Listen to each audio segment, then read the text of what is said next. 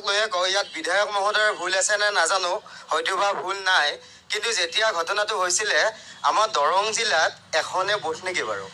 ঘটনাটো হওঁতে কিন্তু ইমান ডাঙৰ ঘটনা, এখনে ভোট লৈ আহিছিলে। ইয়াত বিধায়ক মহোদয়ে বহুত সক্ৰিয় মানুহ তেওঁ আহে, বা আমাৰ ইয়াত জয়নাথ শৰ্মা হওক বা আগৰখিনি সকলোখিনি ভালেই। কৰ্মদক্ষতা কি এইটো আমি ইমান ক'ব নাযাওঁ, মানুহৰ লগত আস্থাত হৈ থাকে, কিন্তু যেতিয়া এক্সিডেণ্টটো হ'ল তেতিয়া এখন আহিছে মাত্ৰ, তাকো এখন বিকল হ'ল মাজতে। ইমান দুৰ্ভাগ্য নেকি আমাৰ এই ইমান ধুনীয়া এটা জেগাত, ৰাষ্ট্ৰীয় ঘাইপথৰ ওচৰতে নদীটো, তাতে মানুহ 2-3জনী পৰিছিলে, 2জনী উঠোৱা গ'ল, এজন বাচিল, এজন হেৰাল, এজন ঢুকাল, কিন্তু ভোট নাই। আমাৰ ইমান পয়া লগা ব্যৱস্থা নেকি? কংগ্ৰেছৰ হওক বিজেপিৰ হওক আমাৰ ক'ব লগা নাই। আমি ইমান এতিয়া তলত আছো নেকি? মংগল গ্ৰহত যাবৰ কাৰণে চিন্তা কৰিছে, নদীৰ পৰা মানুহ এজনী ধৰিব নোৱাৰো, আমি এহঁতৰ ছোৱালীজনী আমি বিচাৰিয়ে নাপালো।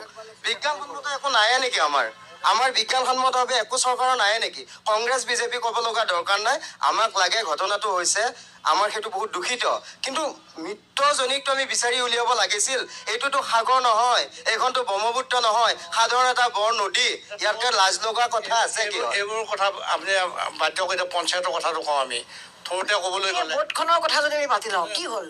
ভোটটো এইটো উপায়ুক্ত কাৰ্যালয়ত আছে, স্পীড ভোট। এই তাত যোগাযোগ SDRF-ৰ মানুহ আছে, SDRF-ৰ মানুহ আহিছে, আহিবৰ দিনা এওঁ নাই।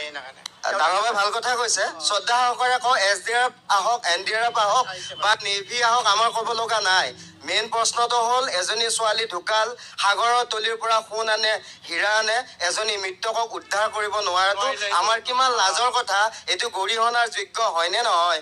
আমি বিজেপি কংগ্ৰেছ কিমান কৰিম, আমাৰ মৃত এজনীক আমি যদি আনিব নোৱাৰো, কিহৰ পঞ্চায়তৰ ৰাস্তা বনাব লাগে? যদি মৃতকক আমি সন্মান জনাব নোৱাৰো, আমি সন্মান জনাব লাগিব। এনেকুৱা দুখীয়া ঘৰৰ ল'ৰা, নাওখনৰ কাৰণেও এইটো অসুবিধা হ'ল নেকি? নাও এখন নাও, দৰং কামৰূপৰ SDRF NDRF চব আহিছে, এখন নাও এই ইমান ৰাষ্ট্ৰীয় ঘাইপথৰ ওচৰৰ নদীটোত আমি ইমান দুৰ্ভাগ্য নেকি যে এখন নাও বিকল হ'ল, 3 দিন বিচাৰিলে, কোনো বিজ্ঞানসন্মত কোনো যা যোগাৰ নাই। যদি আছিলে তেতিয়াহ'লে কিয় নোৱাৰিলে? মৃতকটোতো এতিয়াও নদীৰ পাৰে বিচাৰি ফুৰে সেই ছোৱালীজনীক, কণমানি 9 বছৰীয়া ছোৱালী, কান্দি উঠে হৃদয়ে। আমাৰ দুৰ্ভাগ্য, কাৰণ এইবিলাক চোৱাৰ আমাৰ সময় নাই। আমি ৰাজনীতি কৰিব লাগে, আমি অগপ কৰিব লাগে, কংগ্ৰেছ কৰিব লাগে, কংগ্ৰেছৰ লেতেৰা মানুহখিনি বিজেপিক আহিব লাগে।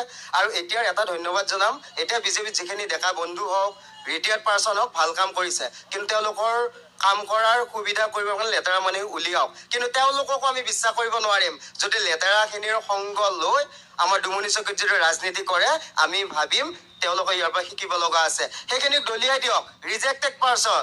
যিখিনি নতুন চেহেৰাক লৈ আপুনি কাম কৰক। দেখিছো আতিৰ ককাইটিহঁতে ভাল কাম কৰে, এনেকুৱা অগপৰো আছে বহুত।